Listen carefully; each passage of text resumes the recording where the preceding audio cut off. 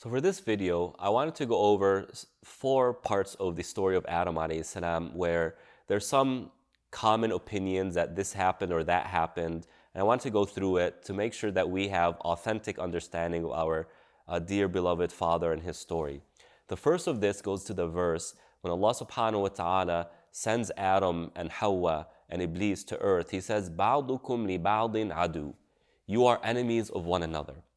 And I've heard people understand this as Allah subhanahu wa ta'ala saying, Adam and Hawa are enemies of one another. Ba'dukum li ba'din adu.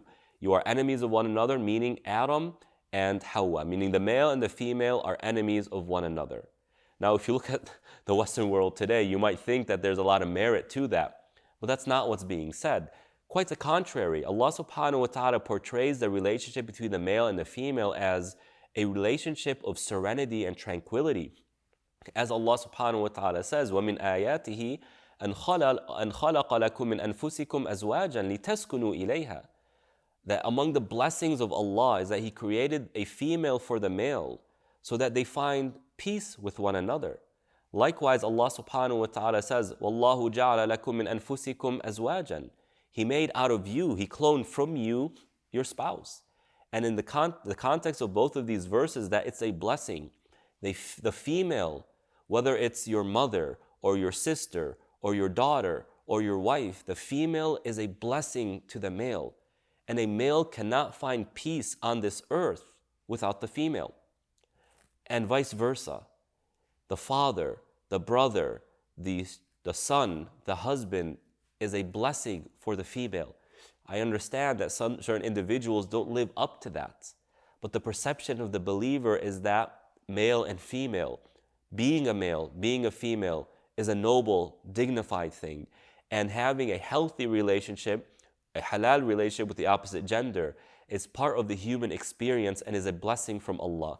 So no, Allah is not saying in this verse, male and females are enemies of one another. Rather, what Allah is saying is that humans and jinn, or humans and devils, I should say, are enemies of one another. The second aspect of the story of Adam alayhi salam is this idea of them being sent down on earth in different places. And it's said that Adam alayhi salam landed in Africa, and some people today are saying, scientists are saying that human life started in Africa. I don't know the science behind it, but where Adam and Hawa landed on earth, whether they were separated or they were put together, we don't have anything authentic in that. And so this claim that they ended up meeting at Mount Arafah, what's called today Mount Arafat, which translates as the mountain of knowing, right? Arafah means to know. So people think that Adam and Hawa bumped into each other there and they recognized each other. So they knew one another, and therefore this place, this piece of earth is called Mount Arafah, the place where Adam and Hawa recognize one another. There is no authenticity to this. In fact, there is no chain of narrators that even suggest that this happened. The third aspect of the story of Adam alayhi salam is whether or not he built the Kaaba. Now here, there is differences of opinion. And the reason why there's a difference of opinion is that we don't have anything authentic about who built the Kaaba. And so there are three opinions in the scholarly circles. One is that the angels built the Kaaba. And then over time, the Kaaba eroded, but the foundation of the Kaaba remained. And so when Adam alayhi salam was on earth, Jibreel took him to Mecca and showed him where this is the second opinion, that Adam alayhi salam built the Kaaba by the command of Allah, and the angels showed him where the foundations of the Kaaba is. And the third opinion, which is the opinion that I lean towards, but again, there's really nothing authentic in terms of Quran and Sunnah, is that Ibrahim alayhi salam is the one who built the Kaaba with Ismail.